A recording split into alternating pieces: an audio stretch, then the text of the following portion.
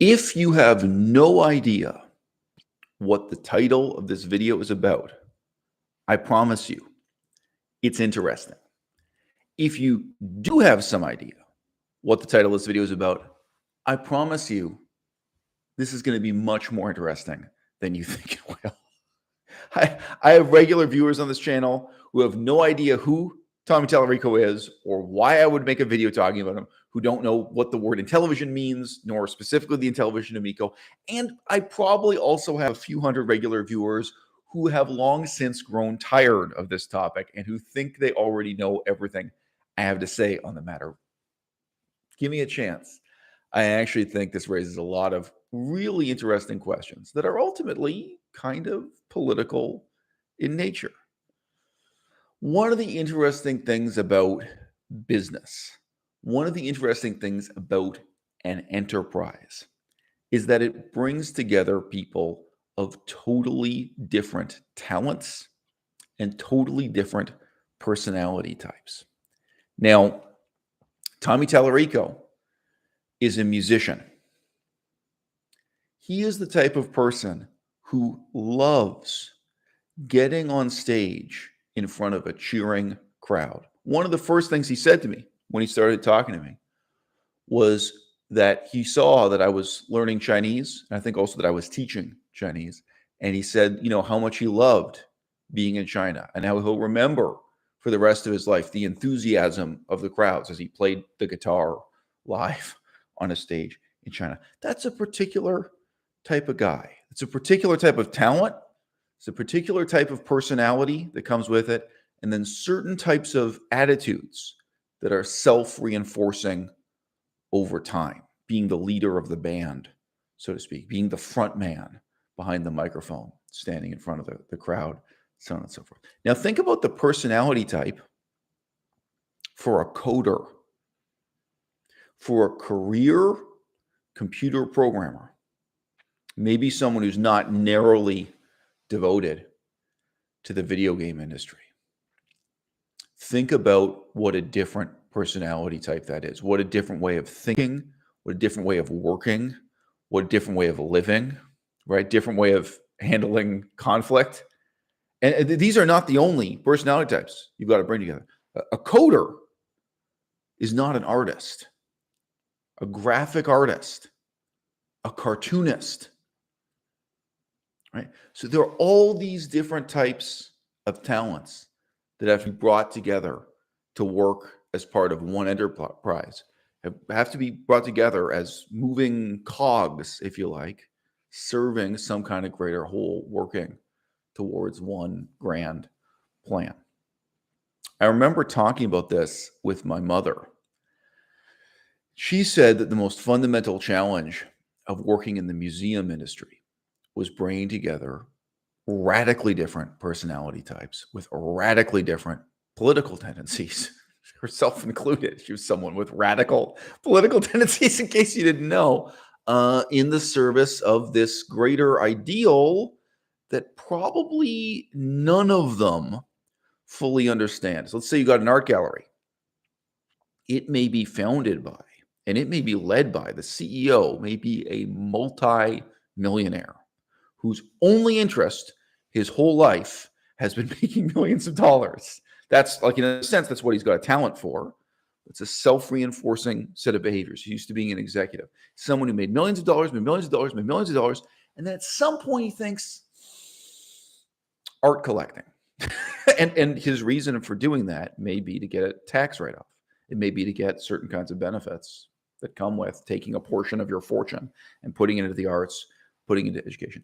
Now he finds himself at the head of a multi-million-dollar art gallery, and there's some very different types of people involved. There are some people who are just there because they like doing public education and outreach. There are some people who are there because it's their mission in life to help educate underprivileged urban youth about modern art. That's what motivates them. That's what they're thinking about. And they have to sit at a boardroom table with this multimillionaire art collector. And then there's someone else at that table who's an historian, And there's someone else at that table who's just dealing with the chemistry of the paintings, the organic chemistry of the paint and how the colors fade and how to restore them, how to deal with this, how to deal with technical issues like this. I remember with one museum, problems had to do with having a carpenter. You needed to have a carpenter on site to make small wooden objects. So when you have like a precious vase, you have to put it on a piece of wood that's shaped just right. You have to carve a piece of wood so that you have the vase at the right angle and it won't move. And even if there's an earthquake, it won't move around and this kind of thing. You gotta have a carpenter at the table too. You have these very, very different people brought together about one kind of enterprise. There's a theory right now about the failure of Tommy Tallarico's project, the Intellivision of Miko. There's a theory that it was an intentional scam all along. There's a more specific theory that he was trying to attract a certain kind of investor, that he was trying to create all this hype and then attract this kind of investor and then sell off the enterprise he'd created to the highest bidder to someone who comes in. Now, if we were talking about anyone else, anyone other than Tommy Tallarico, I would think it was actually a good theory. You know, like looking at the facts on the surface seems like a good theory. So, okay, so this is what this person had in mind. And by the way, that's not necessarily immoral. You can start up a new company with the intention of selling it off for someone else to take over. I have a different theory, however. I think that when you work as a musician in the way Tommy Tallarico did, you get used to creating hype and then recruiting a team of the right people, putting together a band. You have the right talent in the right place at the right time. And you create a lot of hype for it, and then the magic just happens. You don't have to deal with a whole lot of technical details. You don't have to have a plan. You don't think in terms of having an institution, right? You bring together the right people in one place at one time. Maybe you throw out some money on the table, maybe not even that, and then it just happens. You sort out the details later. If you bring together the right musicians in the booth, so to speak, you don't even need to have a composition. You can just have a vague idea of what the song is you want to record, the way it's going to go, right? And you bring together. I talked to Tommy Tallarico. I interviewed him. This is the way he talks about hardware. This is the way he talks about software. You say to him, because I challenged him in the interview. I challenged you. Say, well, this isn't going to work for this reason. Or, you tell me, how are you going to make it work given that this isn't going to work for this reason? And he says back to you, I'm working with this person. They have 30 years of experience. I'm working with that person. They have 20 years of experience. And he'd say of himself, I forget what he said, 40 years of experience. I mean, legitimately, he has something like that, 35 years of experience, whatever it is now. And he said, when you add it together, this is so many 100 years of experience. And this person has this background, and this person has that background. This is an artist. This is a creative artist. This is specifically a musician talking about putting together a band. And this is just the way you'd hype up a gig, right? Like, all I got to do is rent the stage, and I'm going to have this guy on guitar and this guy on drums, and it's going to be great. I've read detailed descriptions. This was an old 1950s African-American rock musician, and he was still doing gigs in the 1980s. And he wouldn't even tell the musicians what songs they were going to play. He was completely used to showing up, and like the minute before, like 5 seconds before they start, he'd shout out to the band the song. Like, the expectation is you already know all the songs, everyone knows, and there's an improvised element to it. And everybody involved has 30 years of experience, 40 years of experience, whatever it is, right? That those kinds of musicians, that kind of talent. Well, hashtag spoilers. The computer hardware industry doesn't work that way. The computer software industry doesn't work that way. You can't just say, we'll sort out all the technical details later. Come on, guys, come on. This is going to be great, right? And you absolutely cannot build up hype that then the technical details in terms of hardware and software, you won't be able to satisfy. You won't be able to follow through. So some of you in my audience, you've never heard any of these names before. I say, stick with me. I think this is a really interesting. I wouldn't be making this video if I didn't think this were interesting today in 2022. And if I didn't think this were interesting enough that I could come back and watch the video myself 5 years from now, when I will have forgotten all these details, forgotten how I felt about it at the time, or what have you. I really do think it's worth talking about. It's worth thinking about. It's worth reflecting on. And if I didn't, I wouldn't waste your time. I wouldn't press the start button. Right. There was a console in the past called the Ouya, O-U-Y-A. Everyone says it was a failure. It sold 200,000 units. I'm writing a book right now. Am I going to call that book a failure if I sell 200,000 units? It would be the greatest success of my life if I ever sold 200,000 of anything, right? Whether it's an album or a book or a VHS cassette, and there I'm dating myself, whatever, if I make a movie and you sell 200,000 copies of this movie in whatever format exists in the 21st century. Admittedly, I have way more than 200,000 downloads here on YouTube. Admittedly, I'm coming up on 6 million now. I'm way past 5 million. But anyway. And yeah, sure, it's a great success too. 200,000 sold. And people say it's a failure. Why? Because the hype was so much greater than what they delivered. The promise was out of proportion to the actual product. And so this isn't just about hardware. This isn't just about software. This isn't just about writing a book, about like authorship or art.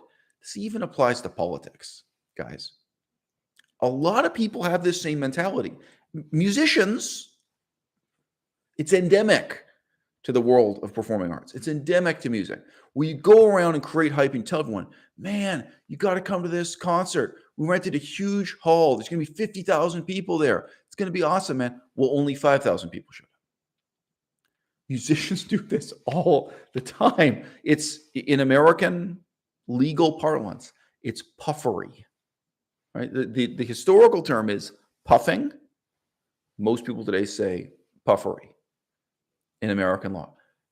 It is legal to lie in order to sell a ticket or in order to sell a product, as long as your lies fall within the remit of puffing.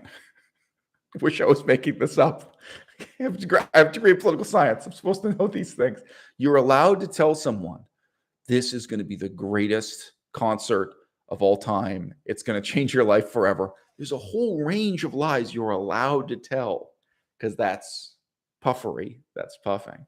And then at some point you cross the line, right? And you're telling lies you're not allowed to tell anymore. And it's especially if you're a musician, right? So what exactly did he promise? Sorry, this is all spontaneous. That's how I prefer videos to be when I watch it myself. So this is not quite as strictly logically ordered as it might be if we scripted this out. You tell me, was it 4 years ago the last time I had a scripted video? So 5 years ago now. What exactly did Tommy Tallarico claim about his relationship to the creator of ToeJam and Earl? Classic Sega Genesis game, ToeJam and Earl. Did you hear Tommy Tallarico promise that he was going to make a sequel to ToeJam and Earl and that it would be exclusive to his console? I think that's what I heard in my interview with him, and I'm pretty sure that's what he said. But maybe go back and try to see exactly what he said. What did Tommy Tallarico say about his relationship with Sesame Street, with Crayola, with the foundation that owns the rights to cornhole? Right? A lot of promises, a lot of hype. Was it just puffery, or were those specific, tangible, definite promises of software was going to come out? Now, again, if you guys don't know, and I said this to Tommy, and it's obvious, but let's spell it out.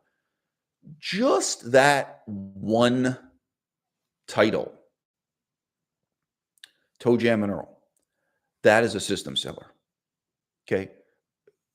Middle-aged men will pay any amount of money for a new system with a new game that's called ToeJam Mineral.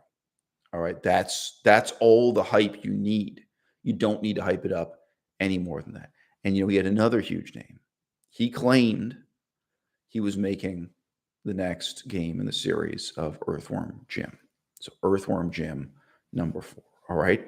A lot of middle-aged men, some middle-aged women, right, who will pay any price for that. Now, in explaining this phenomenon, I am not excusing the phenomenon.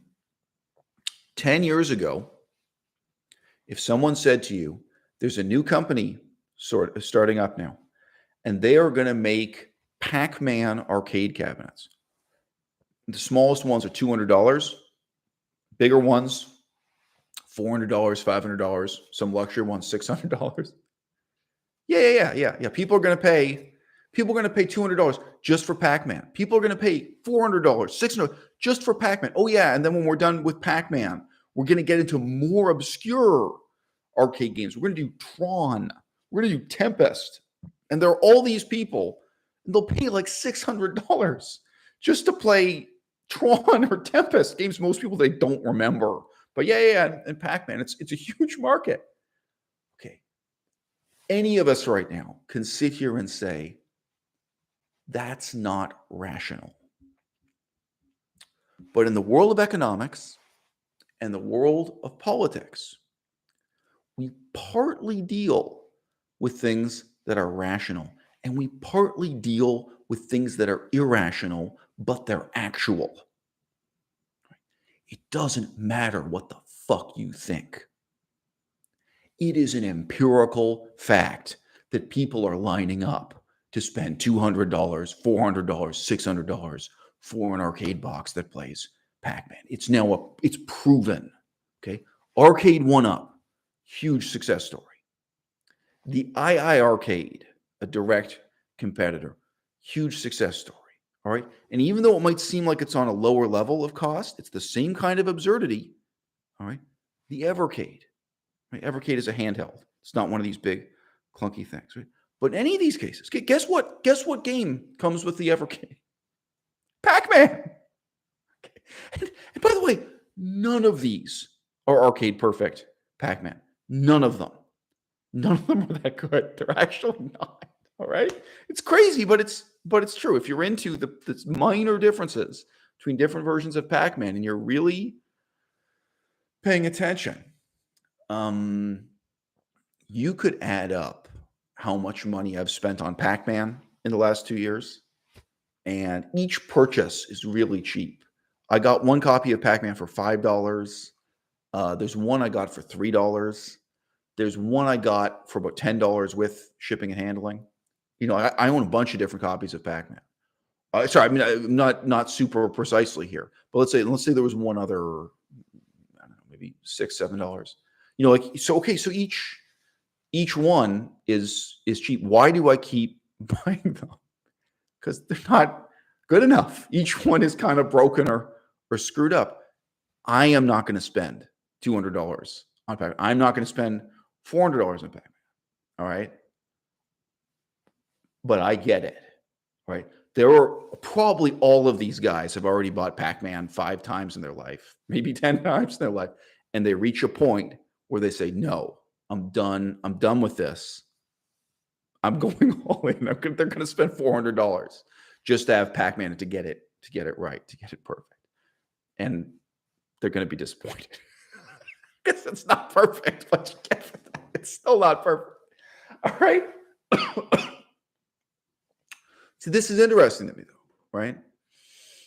I could sit here and say to you, and maybe you have a brother who bought one of these high-end arcade rigs. You could say, why would you do this? It's totally irrational. You can play Pac-Man on your mobile phone for free. Or, okay, look around. There's some options. Here, you can play this version of Pac-Man for $2.99, something like that. You can look around. Say, oh, yeah, yeah. Why would anyone spend $300 for something they can get on their mobile phone for $3? And it's the same. All right. But that's part of what makes free market economics so fascinating. And it's part of what makes politics so fascinating too. Okay. What's hypothetically rational is very different from what is empirically actual. All right. And we are dealing with a wildly irrational segment of the free market. So I just bought my daughter an Evercade. Okay, so if you don't know the Evercade, you don't need to Google. Okay. The Evercade is a brand new console. You can Google right now, Evercade screen resolution. Oh, gee, that's really low. Now you can Google Nintendo DS screen resolution. That's from 2011. DSi, I guess, 2011. Thereabouts. Now you can Google PS Vita screen resolution. That's 2011. It's more than 10 years ago. Now, why don't you Google something like Google Pixel cellular phone screen resolution? It is blindingly obvious how overpriced this is. The hardware is overpriced. The software is overpriced. Why would anyone buy for themselves or buy for their daughter something so wildly irrational? There are so many ways to play Pac-Man. There's so many ways to play any of these retro games. Why would anyone do something so stupid? And sorry, just real quick, there are comparisons to be made here, right? Why would you buy the Evercade? Let's say in total, hardware and software, you're talking about $200 being spent on the Evercade. My point being, you buy a bunch of cartridges for it as well as the base. Yeah. Okay. What can you get from Anbernic for $200? You ever make that comparison and include the screen resolution, like the hardware as well as the software? All right. It's insane. There's no argument for it. It's completely irrational. And anyone in their right mind 10 years ago could have looked at any of these market segments and say, oh, there's no way that'll work. There's no way the Evercade will be a success. That's irrational. Nobody would buy that. And today we're in a position to say empirically, you were wrong. It's a big hit, right? I can repeat myself. Arcade 1-Up. 10 years ago, you could have said there's no market for this. Either it's going to be a total failure or this is going to be a tiny niche market. You were wrong. It's a big success. II Arcade. Anyone could have said it's going to be a tiny niche market. It's going to be a complete failure. And we can keep going. Super Nintendo Mini, Sega Genesis Mini, PC Engine Mini. This was a sensation that took the world by storm. Neo Geo Mini. All totally technologically redundant. Like total waste of money. Objectively, rationally speaking. I'm not running out of examples. So in that context of the last 10 years, this comes back to the title of this video. You can't say to me, there's no way Tommy Tallarico's Intellivision could have been a success. There's no way it could have worked. It could have been a success. It could have worked. The problem is precisely Tommy Tallarico was the wrong man for the job. Tommy Tallarico made the wrong decisions at pretty much every fork in the road, at pretty much every step and stage of this story. Melissa, you have anything to say? You've been through this crazy story with me. And, I like Tommy Tallarico. I really enjoyed my interview with him. Melissa was there. She's one of the only witnesses to this. Tommy Tallarico is my favorite vegan in the video game industry. He might be my favorite vegan music composer, too. I don't know, for a long list. Tommy Tallarico, Moby, whatever. Yeah. And, there are aspects of the project I sympathize with. And I think that's why he set up the interview with me, was that he knew I was a parent who really disliked what Nintendo was doing. I was a parent who was interested in a console that would have some educational software on it, which, as with many of Tommy's promises or to have, seem to fade. You know, there were a lot of different elements of it that I sympathize with, but he never hooked me in. I never pre-ordered this thing. I never invested in this thing. I never thought it would be a success. And the bad decisions he made, I mean, some of them are so obvious. The type of controller, huge liability. It's just wrong. And you can't change. You can't change your mind about that. Like, if that's how you started with this thing on the drawing board, you can't see that the whole market for your console is being created by the promise that you have Earthworm Jim 4, you have ToeJam and Earl, whatever we're up to, ToeJam and Earl 5. Yeah. Yeah, I could say that I paid for That's right. Yeah. I contributed to the Kickstarter campaign for the newest ToeJam and Earl game. Yeah. Because for me, ToeJam and Earl was a childhood memory, and I wanted to play another ToeJam and Earl game. And unfortunately, I was disappointed by the game. And just a conversation that we had a couple of weeks ago about it, it calls into question the whole Kickstarter model for video game concepts, for console systems. So this was just something that we were talking about, and I'm thinking about it in this regard too, with the Intellivision, with the Amico. At what point is it a problem with hyping up too much and not actually funding anything? Sorry, I'm not phrasing this very well. Sorry, it's late. But I'm just thinking of some of the parallels between those two projects. Obviously, they weren't making a new system. Right. It's just software. Yeah, and a lot of people were disappointed with the game. But when you're actually making a new console, it's a retro console, but still, it's like another level of things that you have to deliver on to people who donate to the project. Right. And the funding up front seems to be an issue with a lot of these. Yes. A lot of these Kickstarter campaigns or crowdfunding. So let me expand a little bit. So some of you guys have never heard of the Ouya, but again, this is even interesting to me politically. So I am a political leader in my own way. I have engaged in fundraising. I raised $2,000 in donations this year. Several years ago, I did a fundraiser and I raised $6,500, $6,300, I think, US dollars. So I've been very successful in doing fundraising on my own small scale, given my own position of privilege, frankly.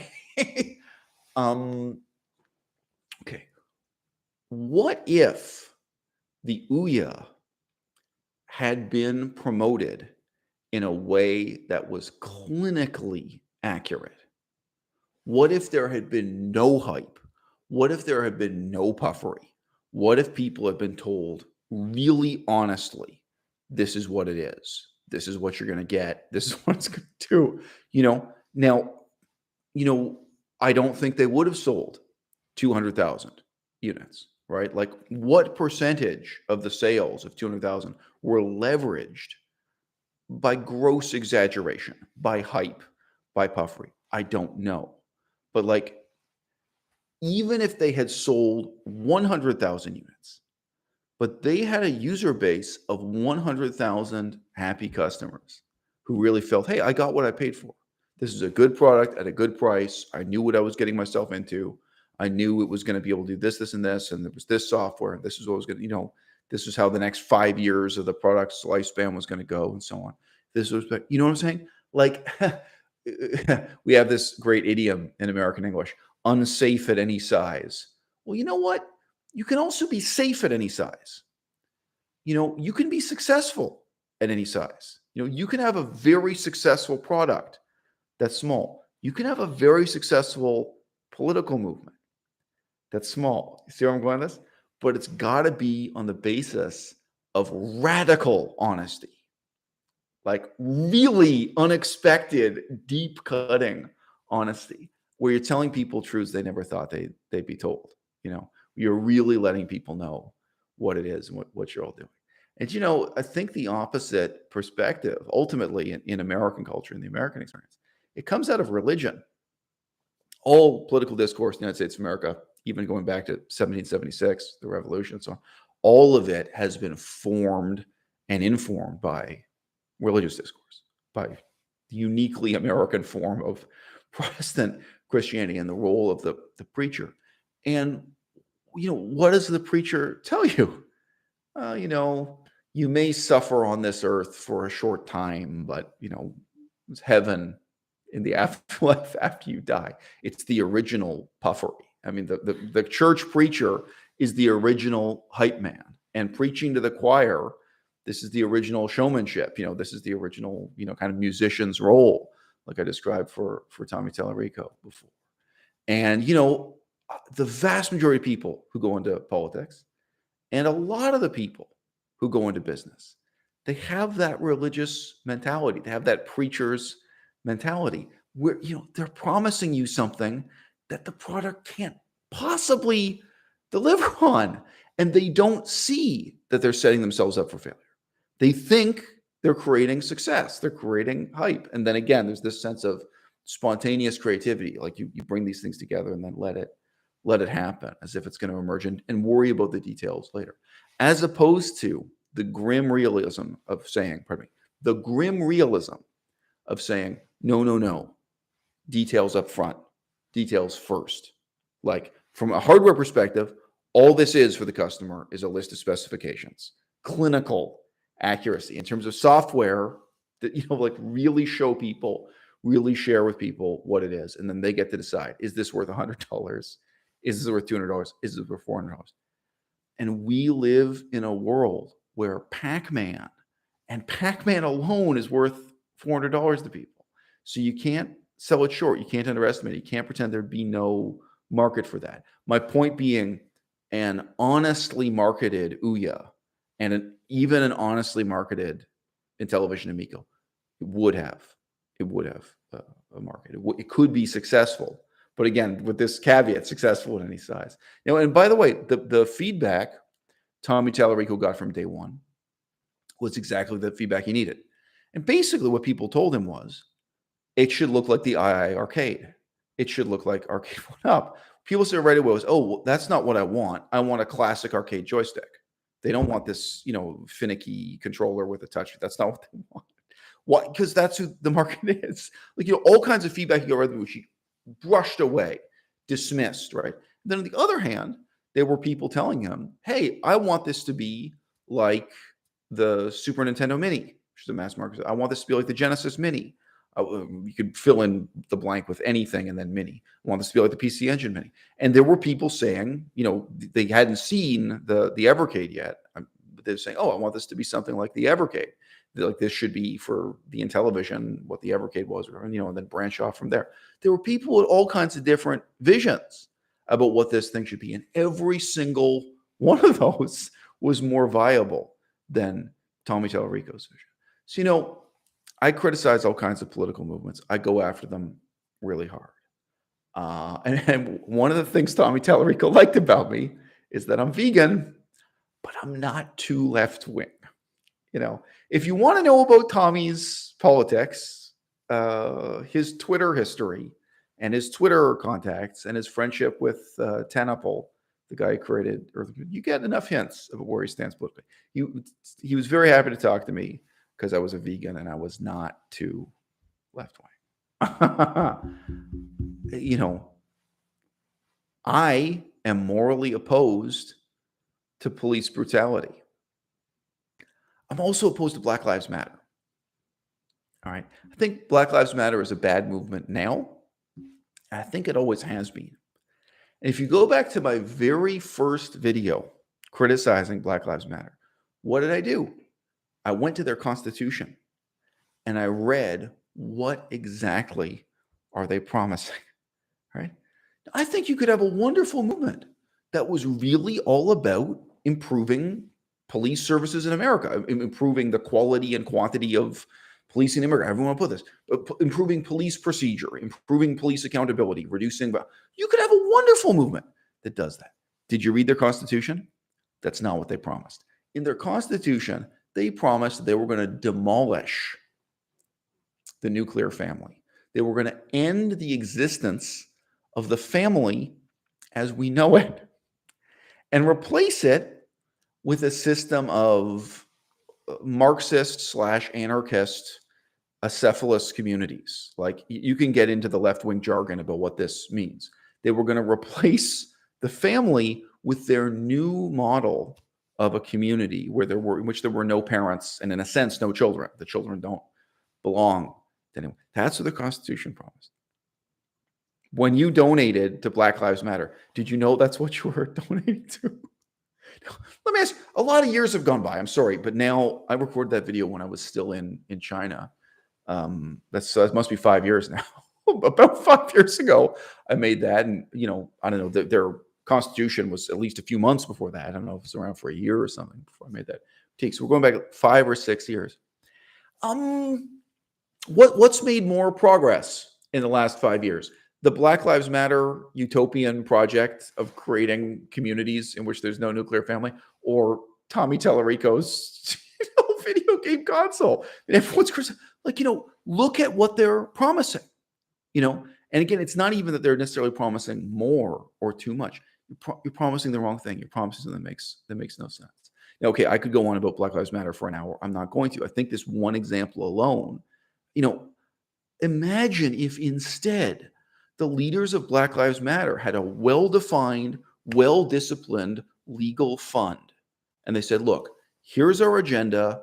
We're going to employ a team of just 10 lawyers in one office in the lowest rent neighborhood of Louisiana, and we are going to fight a whole series of legal cases. And here's the list, and here's what we're fighting for, and here are our proposals. And we want in all 50 states to have these resolutions in state law, and maybe we want this new federal law passed to improve. Like, you could have had a completely, in my terms, brass tacks set of proposals for police reform that would have benefited Black people, would have benefited white people, and would have benefited police officers too, right? But that's not what you got. What you got were insane Marxists, and they're a mix of Marxist and anarchist. There are some anarchist elements to what they're doing. It's not pure Marxism, so to speak.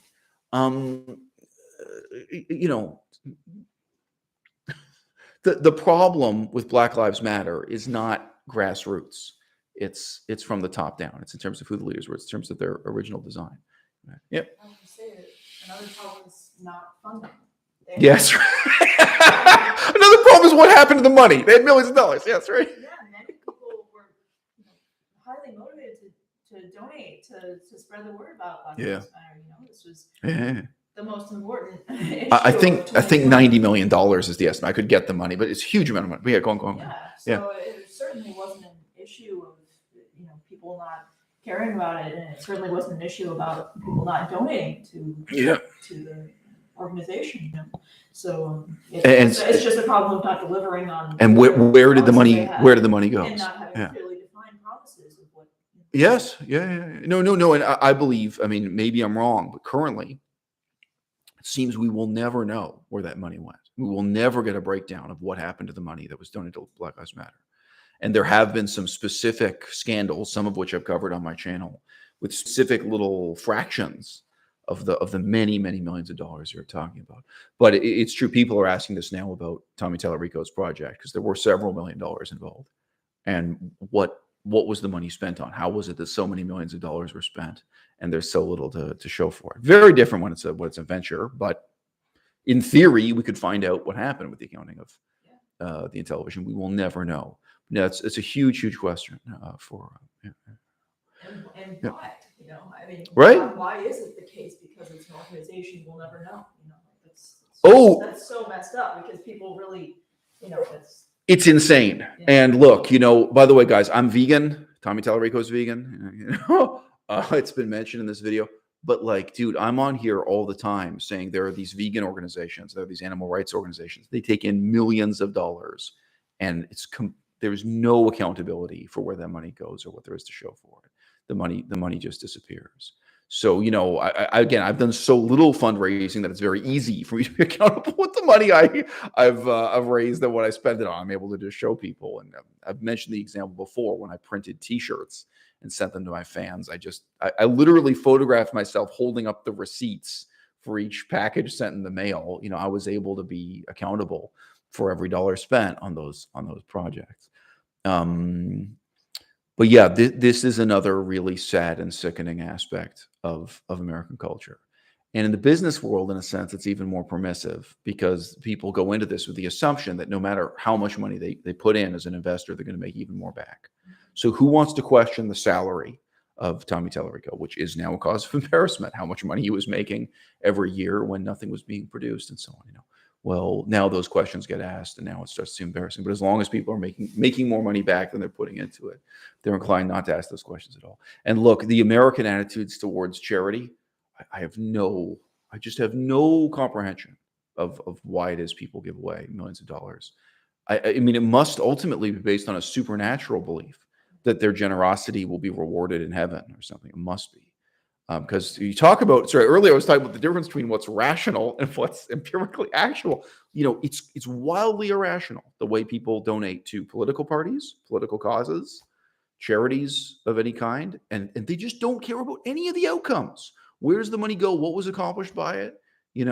And yeah, you can say it's irrational, but then look at it empirically. Look at the reality. A lot of the times what what people people are donating to is a more nebulous concept of what is virtuous, what Yes. ideology they Right. care about. So in this sense, they think, well, I don't need to investigate. Right. I don't need to inspect this because I'm giving them money in order to promote a cause. So it's not as Well, but I think that's exactly how investment works too. You and I have Yeah. both heard this. Even the discourse about things like Bitcoin, we yeah. get this highly moralizing, pseudo-religious, Oh, absolutely. all these statements about values and beliefs when it's supposed to be about business.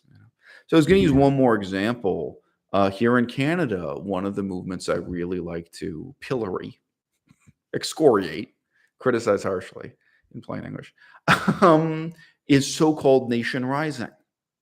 So, Nation Rising, their original slogan was, it's not a protest, it's a revolution. And I tried to get in touch with them again and again and say, well, look, what do you mean it's not a protest? The only thing you're showing me, like the only thing you're organizing is a once a year, an annual protest. It seems you have no activities. You have no, your slogan is it's not a protest, it's a revolution. Where's the revolution? And more broadly, where are you doing anything other than a protest? You're collecting all these donations and you're organizing all these groups and you're asking all these people to spend their own money and spend their own time and volunteer. And again, one guy, I've got to give him credit. There was one guy who at first responded in a really kind of negative and kind of like jealous way to my criticism. And then just a few days later, he completely flipped and became appreciative. And he sent me some emails saying, hey, look, man, you really opened my eyes. I really appreciate that I thought these things through because you remember one guy, and at first he wrote back really negatively. And, kind of, how dare you ask these questions, this kind of thing. And then I remember he kind of hit a breaking point when he just sent me a message. He said, you're right. It's a protest. And then after that, a couple days later or a couple weeks later, I forget, he wrote to me saying, thank you for taking the time to reply to me. And thank you for making these YouTube videos because it really led him to question, what it's all about. We have a comment coming in saying, I can't wait to be able to read No More Manifestos. So I have another book coming out first. So we have two books coming out in close succession. Yeah. I'm almost finished. Future of an Illusion. So you're going to have Future of an Illusion first. That's a relatively short book. That's easy for me to write to. And then we get the final text of No More Manifestos, which is indeed taking me a long time. I didn't accept any donations for the books. I'm not blowing my deadline on this. But anyway, thanks. And thanks for I can take the compliment. Thanks. I'm glad you're looking forward to reading my book when it comes out. For me, I hope it's the last book I ever read about politics. Maybe not. Maybe 10 years from now, 20 years from now, For me, it's really the culmination of decades and decades of caring and reading and thinking about politics. So it's a lot of sorrow and a lot of wisdom and equal parts of foolishness have gone into this book. Many decades of making mistakes have gone into this book. Anyway, look, when I complain about a political movement like Nation Rising, quote unquote, it's not a protest, it's a revolution. When I complain about Black Lives Matter, promising to abolish the family and create these new communes and all this, they're going to restructure society and all these crazy goals they have. Okay, well, I want to ask the same question I asked before about the Ouya, this video game console. What if you had been radically honest? Like, I'm jarringly honest, stupefyingly honest. What if you've been way more honest than anyone ever expected you to be? Maybe you could have sold 100,000 consoles, and it would like the same console, but you would have actually had happy customers. You would have had people getting involved and committing to this project, whether they were software developers or customers, who really knew what they were buying and knew what they were committing to. Now, even with something as simple as the promises made by Nation Rising, but with many of these vegan groups, I knew this hypothetically, and then I met and talked to people face to face who went through this actually. So you talk about young people who have a crappy job working at Starbucks, or they work in the warehouse at Walmart or something. They're working a minimum wage job, and they saved up their money for months to take a flight to Ottawa, Canada, and stay in a hotel and attend your revolution. And guess what? There's no revolution. It's just a protest. Guys, it's big money. The same amount of money, you could have taken a vacation in Egypt and seen the pyramids. You could have taken a vacation in Thailand and, I don't know, seen whatever there is to see in Thailand. You could have done all kinds of things that would have changed your life forever, positively. And instead, you made a promise to these people. You were engaged in puffery. You overhyped this thing. You promised something you couldn't deliver. And, again, one guy in particular, I talked to him at length. He was himself an organizer. He was a really committed, well, moderately committed vegan activist.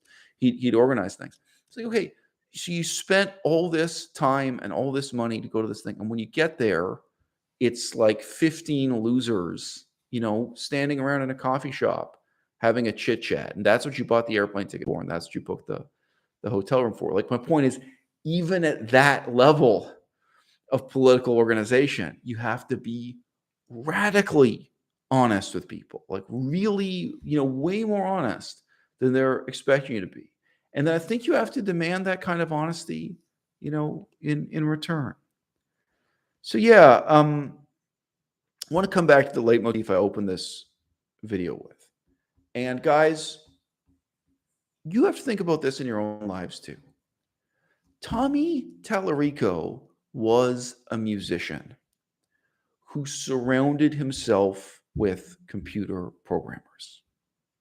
Two very different types of talent, two very different types of personality. And for middle-aged men, you live in that loop for a few years. You're just a coder, you're just a computer programmer, or you're just a musician. It reinforces certain types of attitudes and certain types of behaviors, right? If you weren't a weirdo when you first became a musician, do it for 30 years, now you're a weirdo. And you're a very different kind of weirdo being a computer programmer. By the way, guys, I write about this in my book, my forthcoming book, No More Manifestos. If you think about your own parents, you think about your own grandparents, maybe they would have been better people if they didn't do the same job every day of their lives for so many years, no matter what that job was. Like whether it was a job that was denigrating in an obvious way, or even, I remember my grandmother saying to me how much she hated being a dentist. It's considered a good job. We'll do it every day for 30, 40 years, and you can learn to hate it. Every day, the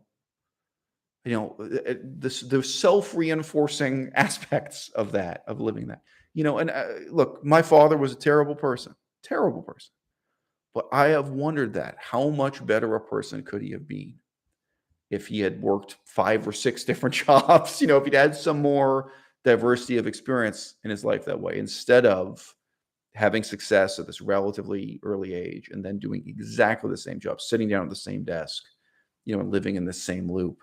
again and again and again for so many years? I think that's a really difficult question for all of us to examine. Okay, well, you know what the thing is about computer programmers?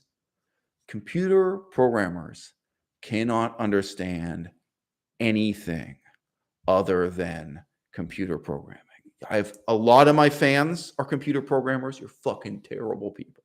Okay. A lot of my top donors, my top supporters on Patreon are computer programmers. You're all terrible people. All of you. And you know, a lot of them, they are the guys, whatever, they donate a few bucks a month, or they donate right now during these live streams or something. And they want to ask me these difficult questions about politics, and they can't really deal with the answers, and they can't really think it through. They can't really even have a conversation about politics. And you see just how limited they are in coping with anything outside of their box in terms of politics. And you know what? Yeah, exactly. So we got people in the audience right now. We're programming. And look, if you're struggling against those limitations, maybe you can overcome them. Maybe you can compensate. But dude, we have yet to enter the phase of history when computer programmers take over government, right? But I shudder to think of it. There was a time in history when what everyone was afraid of was military leaders taking over the government, okay? But you know what? Guys in the military, they have a lot of people skills that computer programmers lack, okay? If you've been through the military for 10, 20 years, you know how to work with people who are mentally disabled. Not an exaggeration. You know how to work with people who are really smart. You know how to work with people who are really macho. You know how to work with people who are really weak and really cowardly. You know how to work with a whole lot of different people, including a lot of the poorest and most disadvantaged people in our society. By the way, I won't digress into it. I read a whole book that was just dealing with mentally disabled people in the U.S. Army. It's a real phenomenon. There are mentally disabled people in the U.S. Army today, but over the last decades, there's been a whole policy of this, of including and employing, literally mentally retarded people in the Army. You have all kinds of experience.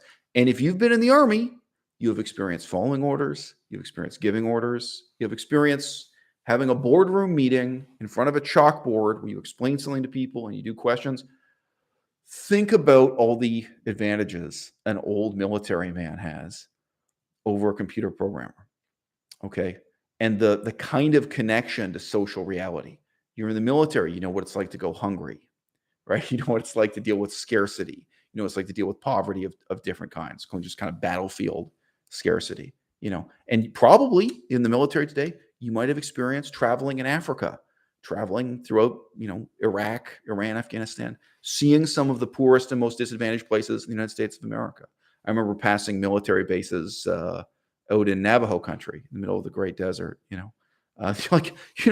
might have, a career military officer today has a lot to offer in the political leadership in the United States of America. Everyone's afraid of it. Everyone thinks this is, somehow worse than having a multimillionaire lawyer be a political leader, right? You know what? In a lot of ways, career military guys, they even have advantages over a waitress like Alexandria Ocasio-Cortez. You know what I mean? I shudder to think what's going to happen if or when the computer programmers instead become the people in government. So you got one type of people, computer programmers can't handle anything but computer programming. Then you've got another type of person who's a musician, who's a showman, right? And he can't handle the economics. He cannot handle the business planning. He cannot handle the strategic. You know what? A lot of you guys presume I should be in a leadership role, right? Just because I talk a good game.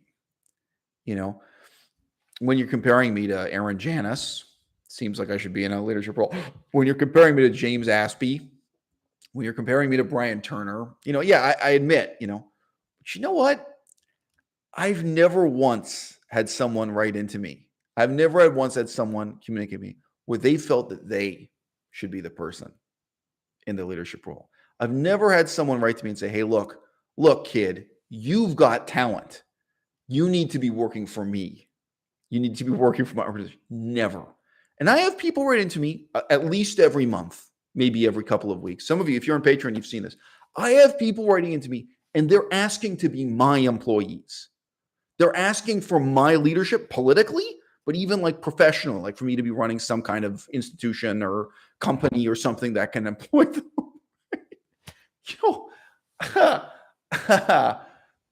I like Tommy Tallarico, and it may not show, but I'm the creative artist type too.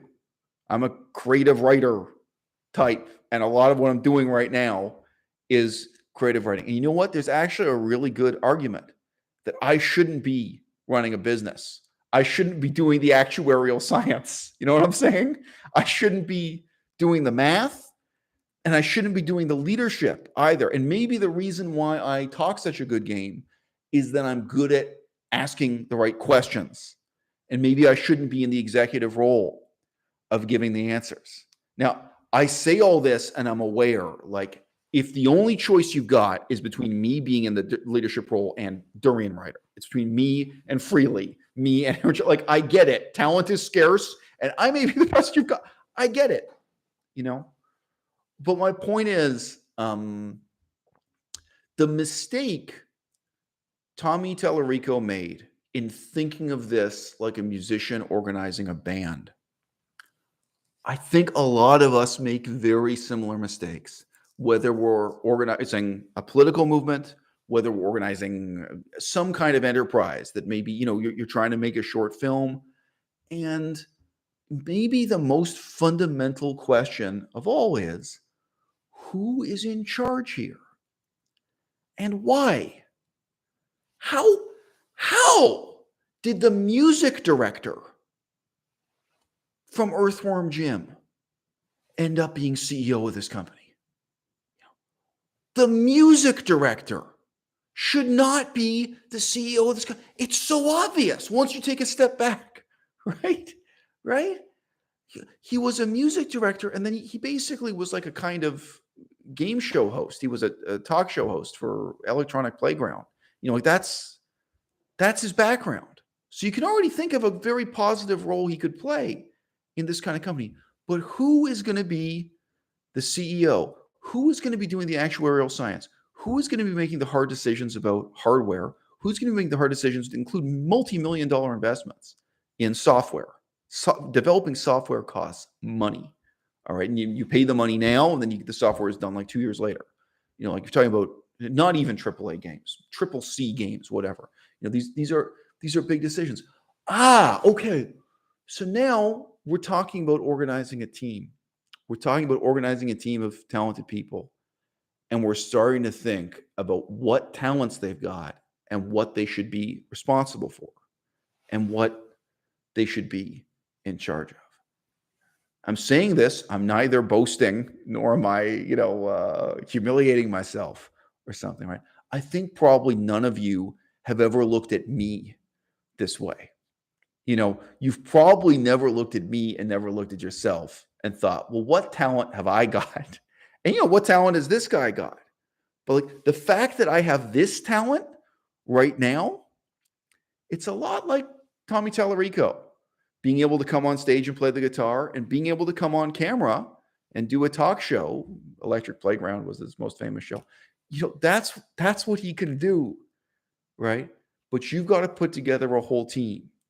You've got to put together a whole strategy if you want to have a successful enterprise, even if it's just in business, let alone if what you want in politics is to change the world.